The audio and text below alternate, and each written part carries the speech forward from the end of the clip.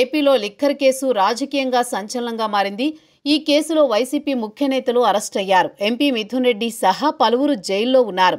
ఈ కేసులో సిట్ దాఖలు చేసిన 2 ఛార్జిషీట్లపై ఏసీబీ కోర్టు అభ్యంతరాలు వ్యక్తం చేసింది. ఈ 2 ఛార్జిషీట్లపై మొత్తం 21 అభ్యంతరాలకు 3 రోజుల్లో సమాధానమివ్వాలని దర్యాప్తు అధికారికి న్యాయాధికారి పి భాస్కర్రావు సోమవారం మెమో జారీ చేశారు. నిందితులందరికీ ఈ కేసుకు సంబంధించిన కాపీలు అందించారా అని కోర్టు ప్రశ్నించింది. అవినీతి నిరోధక చట్టం ఈ కేసుకు ఎలా వర్తిస్తుందో తెలియజేయాలని అడిగింది. ఇప్పటి వరకు ఎంతమంది సాక్షులను సిట్ విచారించిందో తెలియజేయాలని, ఎంతమంది సాక్షుల నుంచి సిఆర్పిసి 161 వాంగ్మూలం నమోదు చేశారని కోర్టు ప్రశ్నించింది. దీనికి కొనసాగింపుగా సిట్ దాఖలు చేసిన 2 ఛార్జిషీట్లలో ప్రిలిమినరీ, ఫైనల్ ఛార్జిషీట్ అని చెప్పలేదన్న విషయాన్ని గుర్తు చేసింది. ఫోరెన్సిక్ నివేదికలు కోర్టుకు సమర్పించకుండా ఛార్జిషీట్ ఎలా అర్హత పొందుతుందని అడిగింది. కేసులో 7 నుంచి 15 మంది వరకు ఉన్న నిందితులను ఇంకా ఎందుకు అరెస్ట్ చేయలేదని మెమోలో ప్రశ్నించింది.